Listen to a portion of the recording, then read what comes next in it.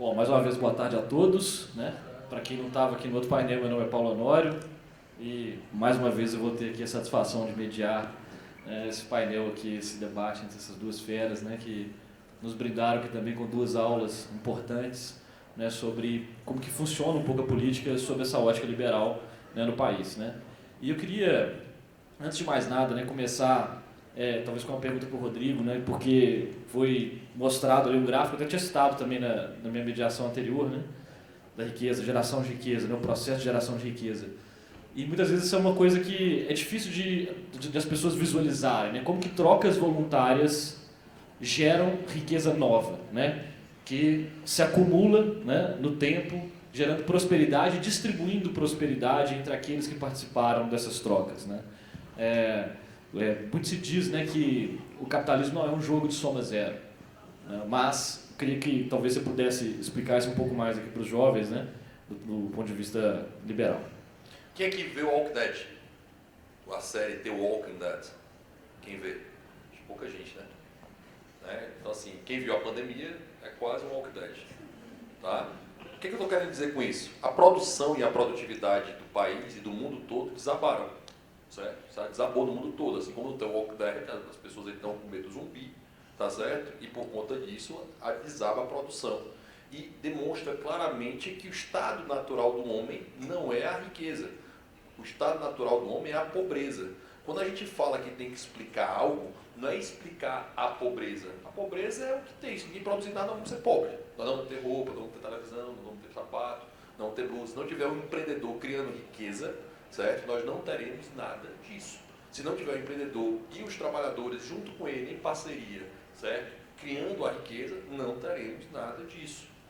Quando o Paulo pergunta, né, Rodrigo, como é que se dá a geração da riqueza? Alguém aqui pegou um Uber, ou foi na padaria, ou foi no self-service hoje, ou foi no restaurante hoje? Né? Alguém fez isso?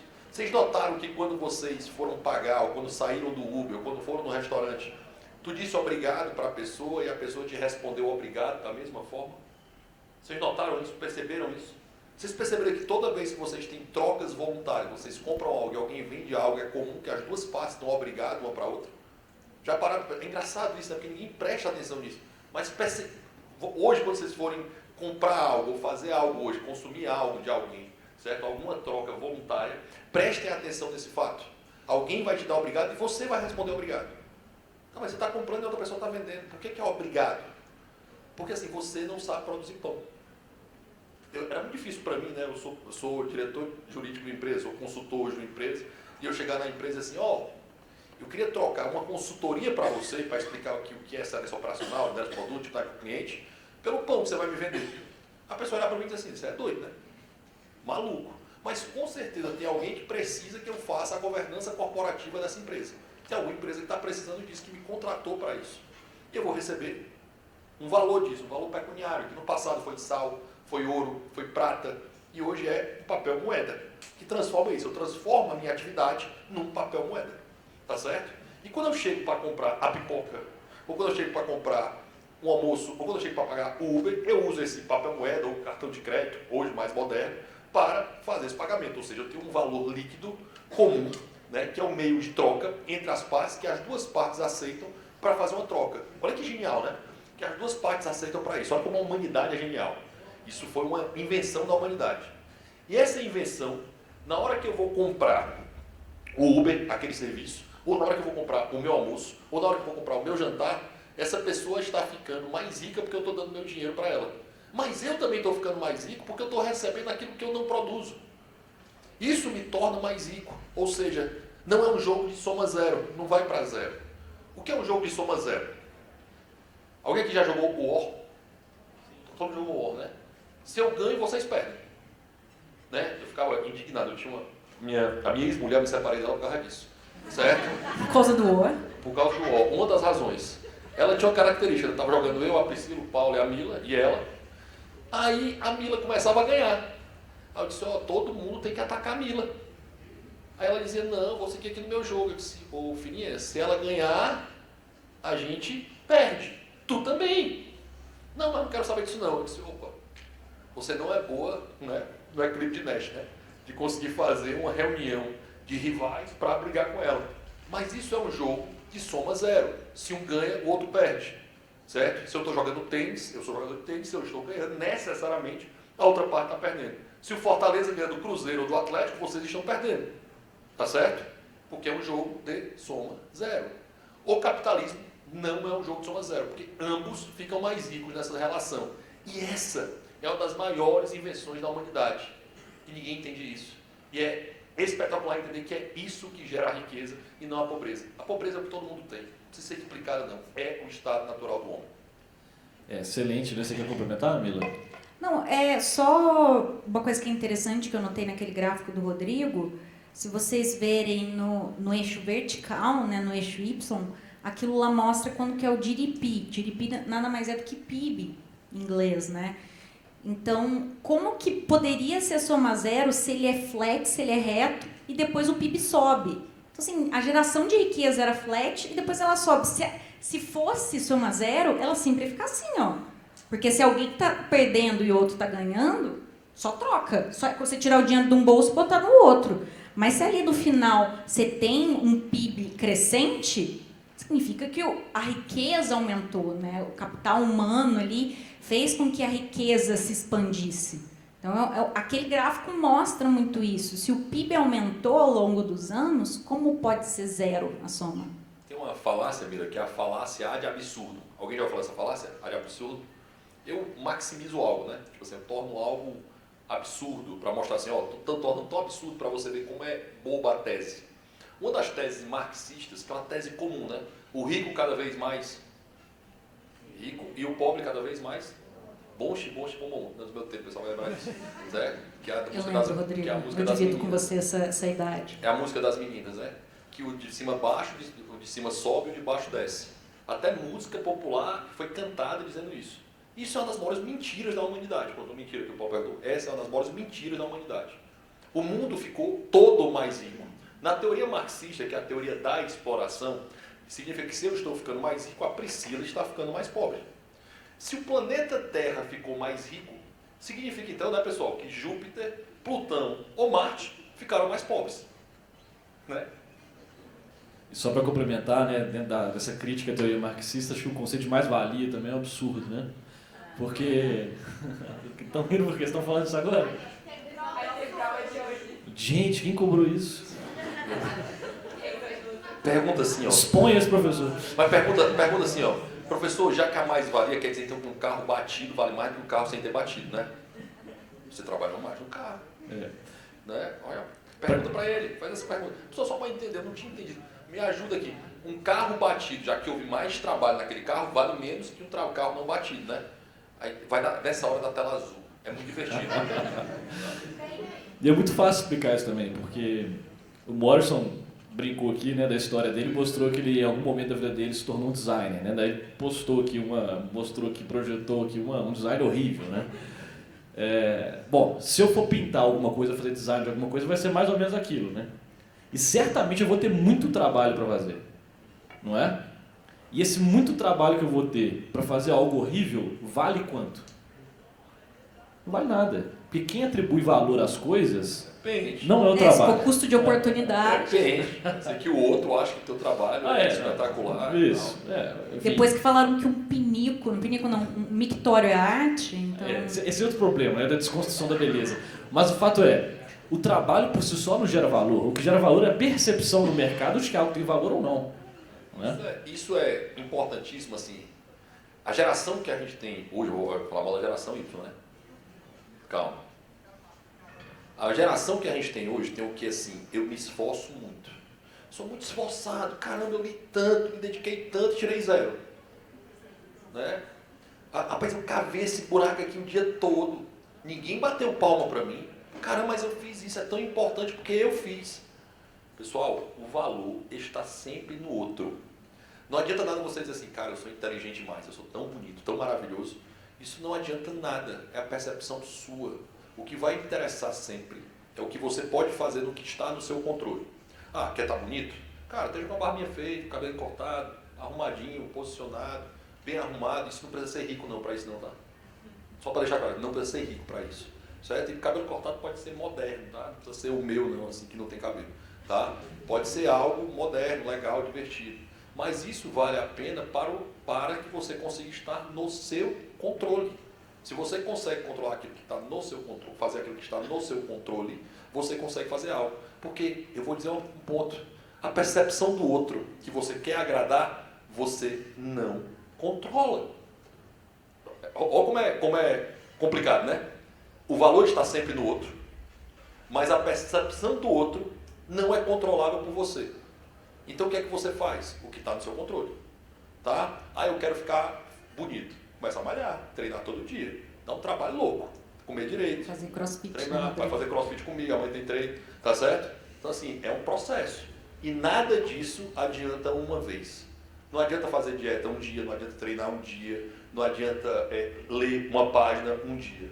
Tudo isso envolve processo. É muito mais o norte, é muito mais o que você vai fazer. Porque se você ler uma página todo dia, você termina um livro no final do ano. São 365 páginas. Uma página. Se você malha todo dia, com certeza você vai melhorar o seu físico. Se você faz dieta todo dia, e eu fazer dieta não é só ter bom senso, certo? Você consegue melhorar a sua condição. Então assim, tá não comer McDonald's toda semana. Já é uma grande vitória. Tá certo? Quais são os passos que você vai dar para isso? É uma decisão. Isso está no seu controle.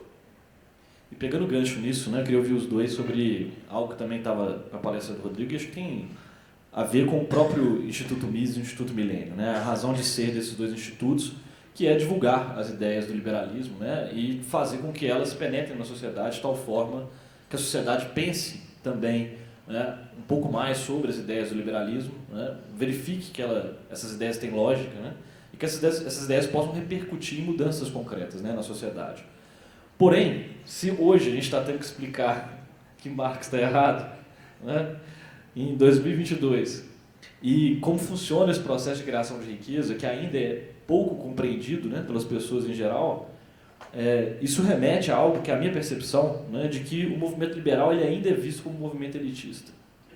Eu acho que, de um modo geral, a palestra do Rodrigo mostrou bem, né, que nós estamos num processo de que estamos colhendo frutos, né, desses institutos, enfim, de todo o trabalho que tem sido realizado, mas ainda assim há uma visão de elitização, né, do ponto de vista liberal. Digo isso porque, por exemplo, na segunda-feira eu estava na USP, né, onde eu curso pós-graduação, e ele discutia lá a decisão do Supremo Tribunal Federal de suspender o piso dos enfermeiros, né.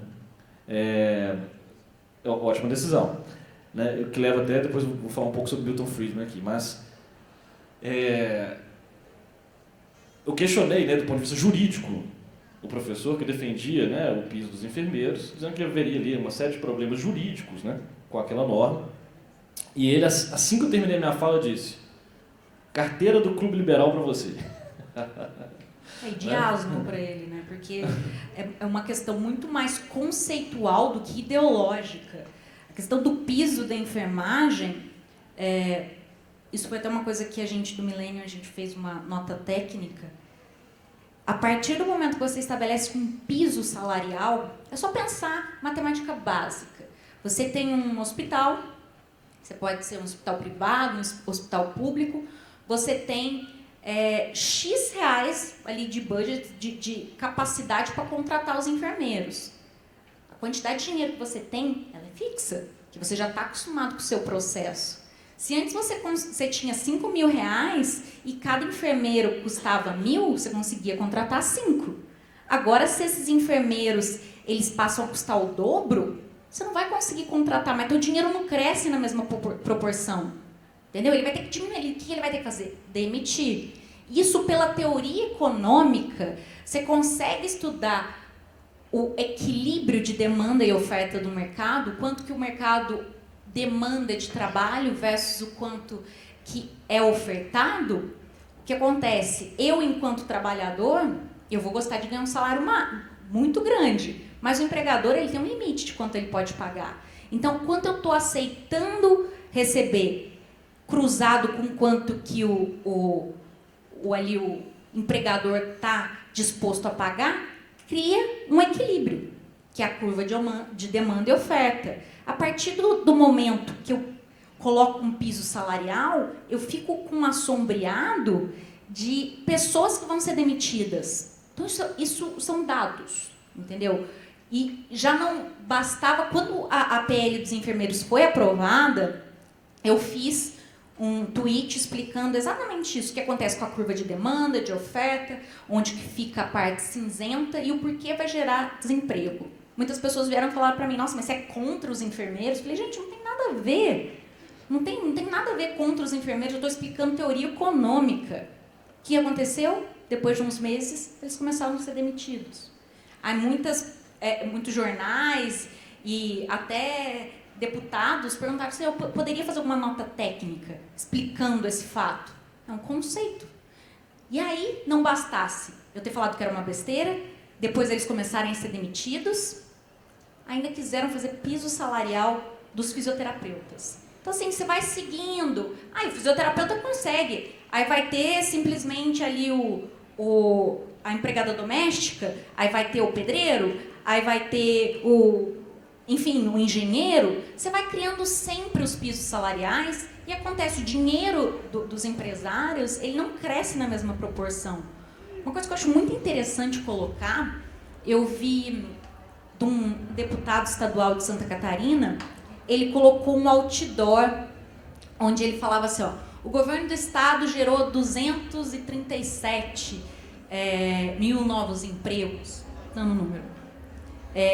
Isso foi um avanço, isso no último ano.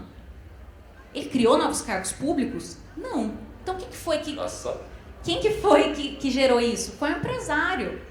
Quando a gente fala de liberalismo, as pessoas não entendem como a gente pode estar defendendo a população que a gente não quer que fique sem renda, porque as pessoas pensam assim, eu ganhava 2 mil, mas agora eu vou ganhar 4 mil. Mas tem gente que ganhava 2 mil e vai ganhar 0.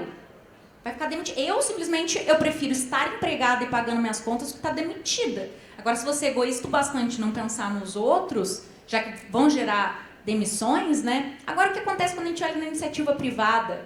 Quanto mais o empresário empreende, quanto novos negócios ele cria, ele consegue empregar mais pessoas. Esses empregos que estava escrito lá do governo do estado, foi o quê? Foram empresários. Como pode ser elitista se os empresários que vão ali poder assinar carteira?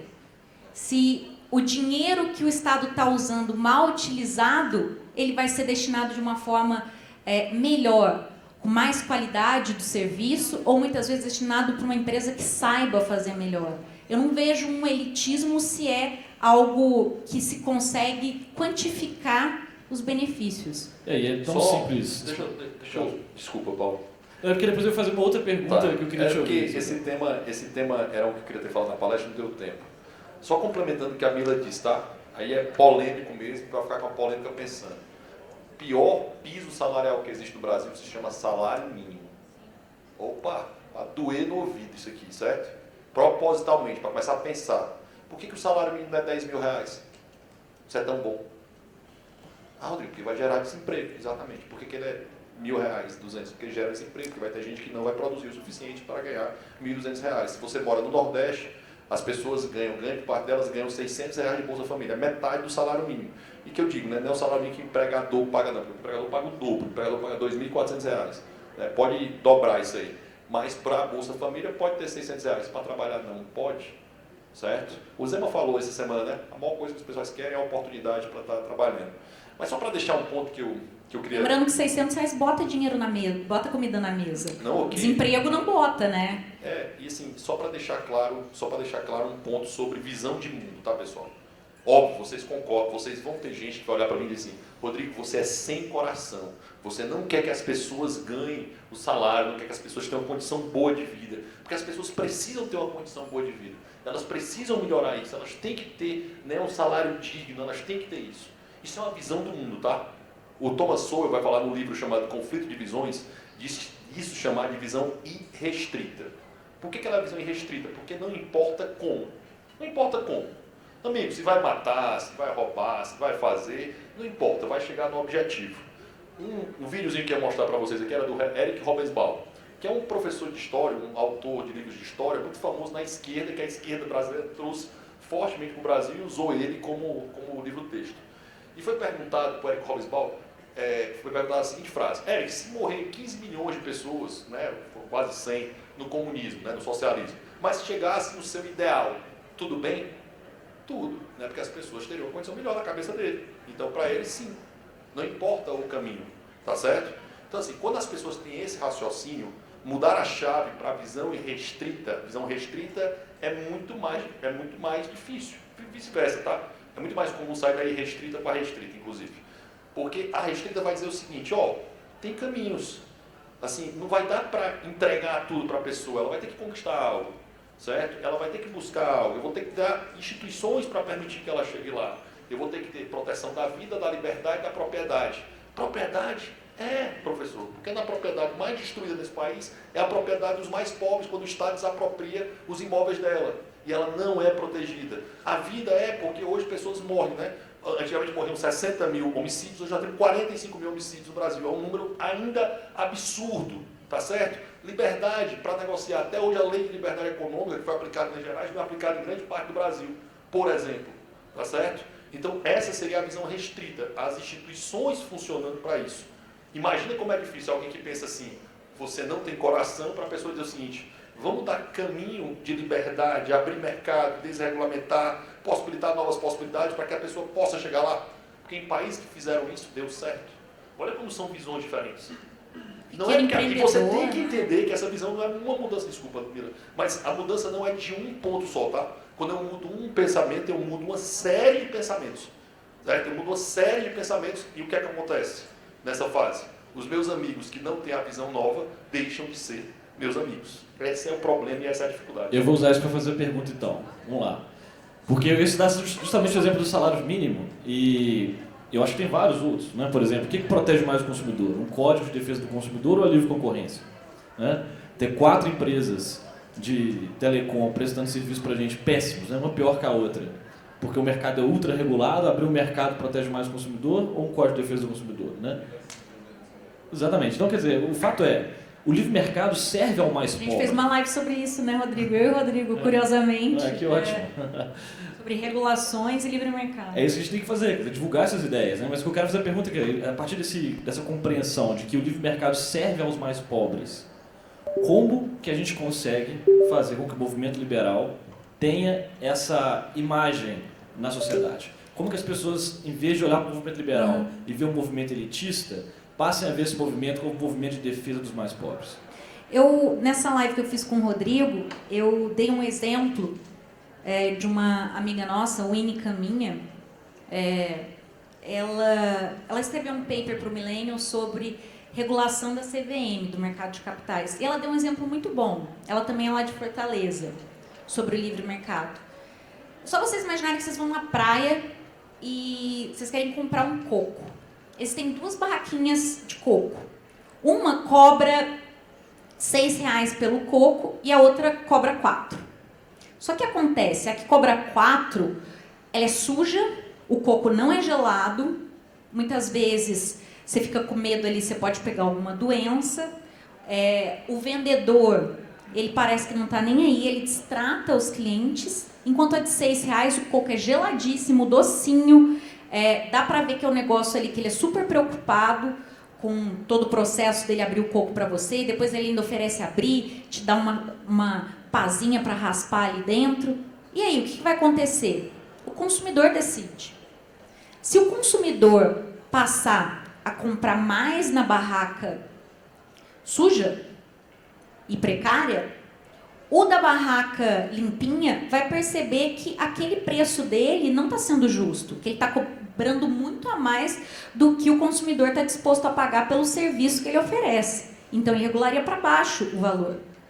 Agora, por outro lado, se todo mundo comprasse na barraquinha limpa, aceitando pagar os R$6, aquele outro fornecedor, o outro cara da barraquinha de coco, que estava suja, que o coco era quente, ele ia perceber que ninguém estava querendo comprar o produto dele. Então, ele ia ter que melhorar o tipo de serviço dele e o tipo de produto que ele ofereceria. Quando tem a livre concorrência entre mais empresas, mais prestadores de serviço, quem se beneficia com isso no final é a população, porque ela tem um serviço de maior qualidade e ali teria o valor justo pelo preço, porque os prestadores de serviços têm que regular. Eu só pensar na barraquinha. Agora imagina se o governo entrasse ali e ele estabelecesse que para você colocar a tua barraquinha, você teria que ter 100 mil no bolso. Pega e bum, bota 100 mil, agora eu posso ter a barraquinha. E se aquele cara que está fazendo coco bem geladinho e cobrando R$6, ele nem tivesse 100 mil? Aí o que aconteceria? Você ia lá na praia, tomar o teu coquinho gelado, não teria ninguém vendendo coco. Porque o que tem o coco quente e barraquinha suja, ele não está conseguindo dinheiro nenhum. Mas o que consegue dinheiro também não tem esses 100 mil. Quando você tem a livre concorrência e a não regulação, quem se beneficia no final é a própria população. A concorrência entre, claro que contando que não tem um monopólio natural, um monopólio ali, seja cartéis, o cara da barraquinha de coco sujo negociando com o da de coco limpo para eles estabelecerem um preço de R$10 para o coco, só vende a 10. Quando você tem ali o livre mercado funcionando naturalmente, quem se dá bem no final das contas é a população. Agora, quando o governo vai meter ali a mão, tem uma frase que eu gosto muito, do Roberto Campos, que se o governo ele fosse administrar o deserto do Saara, Friedman, desculpa, se ele fosse administrar o deserto do Saara, até areia faltaria. Oi? Então, vocês imaginam, será que ali na barraquinha de coco, eu gosto de trazer exemplos vivos, seria melhor o governo estar ali? Sim. Ou seria melhor a competição? O pessoal não é do tempo de vocês não, né? Mas vocês lembram do Didi? Didi, Renato Aragão, né? Lembra, né? Era dos Trapalhões da minha época, tá? Os Trapalhões tinham um sketch muito divertido, e o Didi sempre muito engraçado, né? Como típico do cearense. E o Didi estava lá, dono de um bar, e chega um matador, né? Um matador mesmo, valente, caba bravo. Ele achava que era um matador, né? O cara batia. Pá! Disse assim, você sabe quem eu sou? Aí disse, rapaz, tá aqui a cachaça, tá aqui tudo, tá aqui a comida. Você sabe quem eu sou? Pá! Quando ele faz a quinta vez, ele disse assim, eu sou o matador fulano de tal. Aí o Didi disse, eu pensei que fosse o fiscal da prefeitura. Sai daqui, seu desgraçado. Tá certo? Porque o maior medo hoje do pequeno empreendedor, do empreendedor da periferia, não é o capitalismo, o livre mercado. Eles amam o livre mercado. Amam vender o brownie, amam vender o bolinho, amam vender na sua casa, amam ter a residência. Mas a maioria das cidades é proibida ter uso misto. Eu não posso ter, na maioria das cidades brasileiras, tá? Eu não posso usar a minha casa para vender junto um brownie. Olha que absurdo. Tá? Não posso. Tá? Não posso, eu tenho que ter 2 entradas para fazer isso, ó. Aí o cara já não tem condição, 100 mil aí, ó. O cara já não tem condição de manter a sua família. Aí ele tem que ter 2 entradas na casa dele separadas e não pode ter comunicação entre um e outro para poder fazer isso. Olha a loucura. Toda vida que eu falo com empreendedores, pequenos empreendedores, a resposta das ideias do livre mercado é absurda. É sempre positiva. Ela não é boa, não. Ela é absurda. Certo? A maior parte da população é liberal sem saber que é liberal. A maior parte da população é liberal sem saber que é liberal. Certo? E é o tal do bom senso. A Ayn Rand vai ter um livro assim, Who Needs Philosophy, né, que é um livro muito legal dela, quem precisa de filosofia. Que ela vai trazer a seguinte pegada, né? A pessoa começa a defender algo e diz, sabia quem é o autor que diz isso? É esse, mas é aquele, mas é fulano. Muitas vezes as pessoas não têm a teoria. E eu, que era um cara estudado, por exemplo, conhecia, era professor universitário, estava focado nisso, formado em Direito, já com pós-graduação, fazendo mestrado, nunca tinha lido um livro liberal. Até em 2010 eu li A Revolta de Atlas. Porque eu nunca tinha encontrado a teoria liberal. Como a maior parte dos brasileiros não encontrou a teoria liberal. Depois disso, que eu li tudo que eu podia ter lido sobre isso, o que é que eu pude fazer que estava no meu controle? Eu comecei a viajar o país apresentando as ideias de liberdade. E apresentei entendendo o fato claro sobre liberdade. A liberdade é a eterna vigilância. Não dá para parar. Por isso, toda vez que me chamam para eventos liberais, seja onde for, eu vou estar falando sobre liberdade, porque eu acredito profundamente que esse é o único sistema que vai conseguir melhorar a vida das pessoas, em especial dos mais pobres. E dentro dessa linha, né, que a gente está falando de reputação do liberalismo, que ele serve aos mais pobres, né, acho que é algo que causa confusão nas pessoas, né, é porque que grandes bilionários, grandes empresas, né, muitas vezes apoiam movimentos de esquerda. E isso está relacionado com né, o capitalismo de compadrio, né, ou crony capitalism, que muito se fala, né, quer dizer, as complexidades, as ultra-regulações, enfim, ambientais, de todas as ordens, servem também àquelas empresas que querem impedir a entrada de novos agentes, né, que dão conta de pagar mais tributos, que dão conta de suportar essas regulações, né, mas, na verdade, isso mata o pequeno e o médio empreendedor que emprega mais. Né? Deixa eu só pegar o tema da Mila, rapidinho. A Mila falou do cara do coco e do outro cara do coco, certo? Bem aqui. Imagina que esse cara do coco e o outro cara do coco são dois grandes empresários ligados. É um grande empresário ligado ao Estado e outro cara é o cara que só quer vender bem o negócio dele. Esse cara faz o quê? Né? Ele pega um avião, esse cara do coco aqui que é ruim e tal, ele pega um avião e diz, eu tenho os 100 mil reais que a Mila colocou. Ele cria uma lei obrigando que para pessoas terem a barraquinha de coco, você tem que fazer um depósito de 100 mil reais. Rodrigo, isso acontece? Era o que acontecia com os taxistas, né, versus o Uber. Obrigado. Acontece muito, porque é muito mais fácil para esses empresários pegar um avião e ir para Brasília e ganhar um subsídio do que concorrerem no livre mercado. Concorrer é difícil, pessoal, certo? Mas a concorrência te traz algo lindo. Você só melhora com concorrência. Você só melhora com referência. Você só melhora tendo perspectiva. Você, óbvio, quando eu falo que você está no seu controle, é algo fantástico modelar alguém. Eu estou olhando para aquela pessoa, eu estou modelando ela. Né? Principalmente sim, a gente tem uma dificuldade muito clara no país, não só no Brasil, em países, principalmente na camada mais pobre da população, não ter pai. Não ter pai, não é não ter mãe não, tá? É não ter pai. Isso é um fato, tá? Sou eu que estou dizendo isso. As pessoas que não têm pai presente costumam ter um índice de criminalidade muito maior do que as que não têm pai. O Barack Obama disse isso, tá? Não teve problema, né? O Donald Trump disse a mesma coisa, alguns acabou. Tá certo? Os dois disseram isso, podem procurar a fala. Quando eu não tenho um pai, tente achar o seu pai de referência na vida, tá certo? Busque essa referência. Busque essa referência, fará a diferença. Tem um livrinho que eu recomendo demais, chama-se Pai Rico, Pai Pobre, tá? Achem esse livro, tá? Ele tem na internet fácil. Tenham a visão de quem vocês podem usar como modelo. Modelem alguém, tá? Vai ser útil, tá? E a carteirinha liberal aqui que foi dita, não tenham medo. Sejam liberais desavergonhados, tá? Se eu puder complementar... Mas, desculpa, Mila, não sejam chatos. Então, o Rodrigo falou da Ayn Rand e da Revolta de Atlas. Uma coisa que é muito interessante, a Ayn Rand, ela ficou muito conhecida dentro desse mundo liberal, só que nem todo mundo sabe a história dela de vida. Você conhece ela como autora. O pai da Ayn Rand, ele tinha uma farmácia que foi confiscada pelo Estado, porque o Estado achava que aquilo era propriedade deles. Foi isso que ela começou a entender a necessidade de menos Estado. Então, o pai dela tinha ali um negocinho, pegaram e falaram, não é teu, é meu.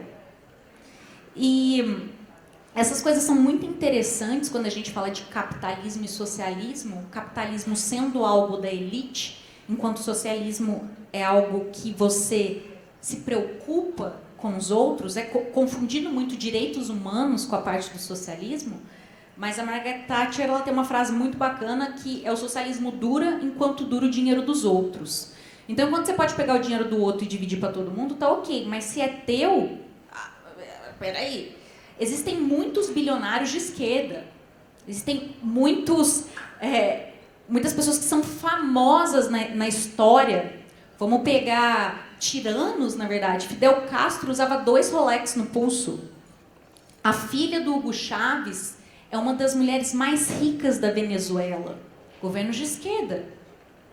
Governos que acreditam aí no comunismo como a solução. Então, por que pode existir bilionário de esquerda e não pode existir bilionário de direita? Por que o bilionário que foca no capitalismo ele é explorador e o bilionário que usa 2 Rolex no braço ele é o bonzinho? Por que ele não vendeu o Rolex dele? Por que a filha do Hugo Chávez não está doando, então? Porque o dinheiro é dela. O dinheiro dos outros pode dividir, o dinheiro deles não pode. E o Tom Palmer me falou uma coisa numa conversa que eu falei com ele informalmente. O Tom Palmer, para quem não conhece, ele era um cara que ele pegava livro ali na época da Alemanha, União Soviética, do Muro de Berlim, do lado socialista e levava para o lado capitalista. Então, do lado ocidental para o lado oriental. Ele era uma pessoa que viveu isso. E ele falou para mim, Mila, sabe qual é a questão? As pessoas de esquerda, elas precisam de um herói, onde elas querem focar. Então, essas pessoas serem ricas, elas mereceram estar lá. As pessoas de esquerda ou socialistas.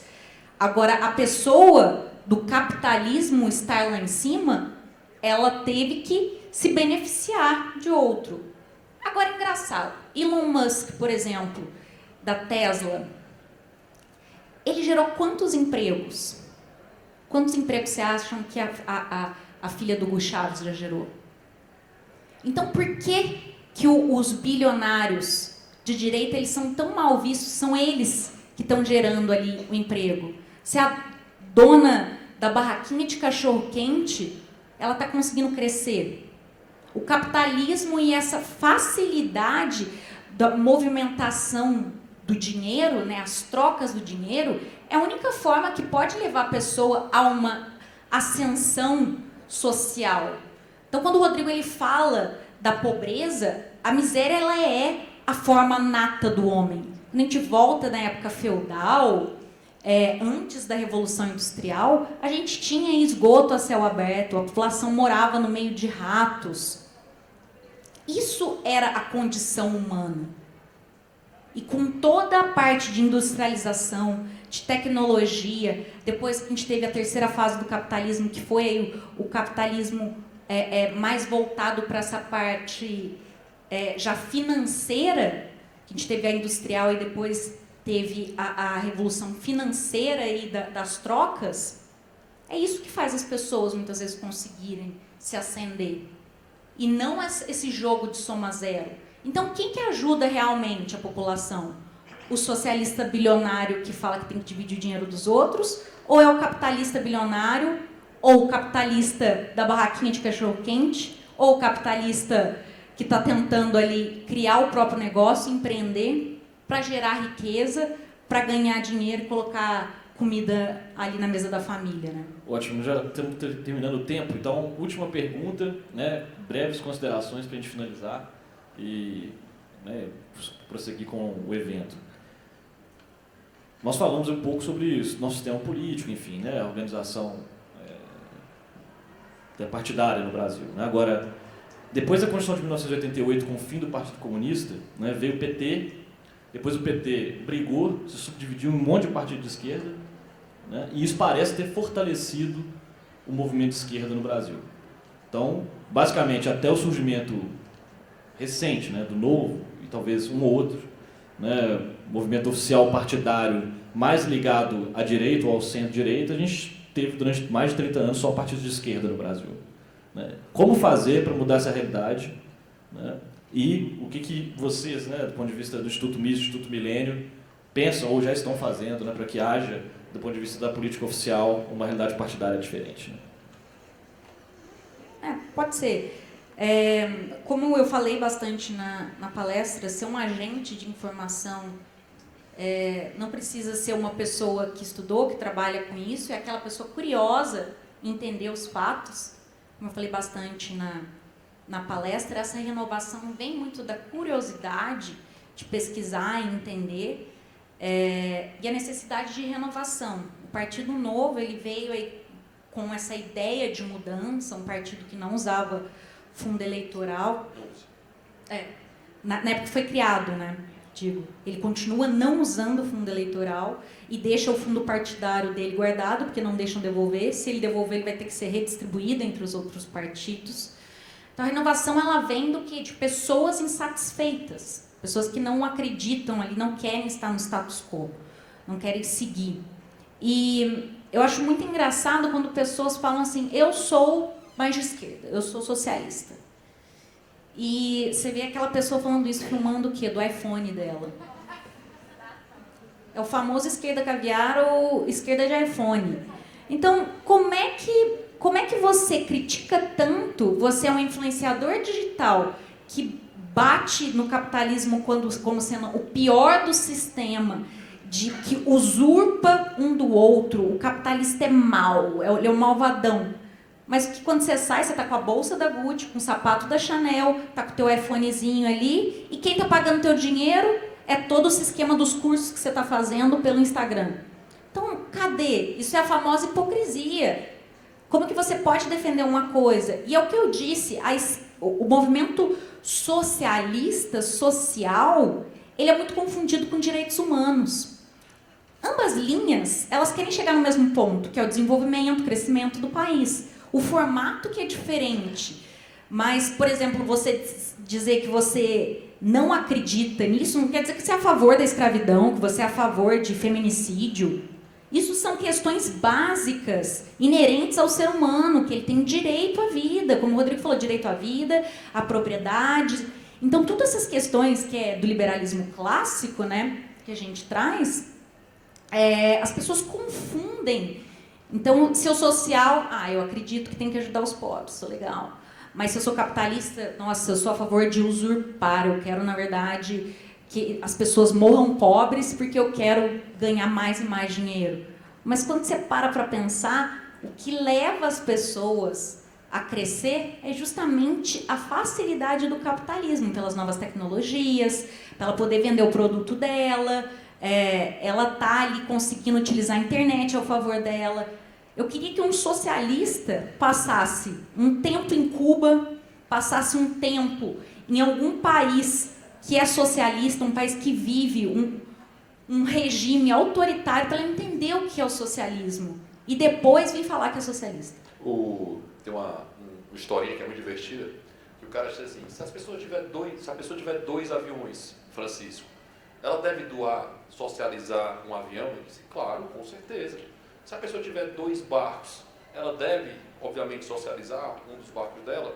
Com certeza. E se a pessoa tiver 2 carros, Francisco, ele deve socializar um dos carros? Com absoluta certeza. Mas Francisco, e se a pessoa tiver 2 bicicletas? 2 bicicletas não, de jeito nenhum. Por quê? Porque eu tenho 2 bicicletas. E se a pessoa for você, Francisco.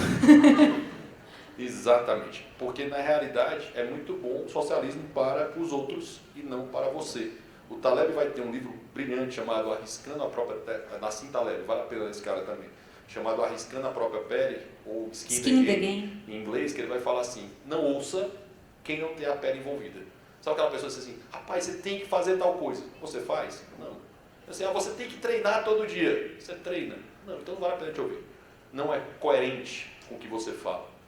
Quando você fala que o Brasil era de esquerda, o Lula falou isso na eleição de 2006, tá? Que bom que nós só teremos partidos de esquerda disputando a eleição.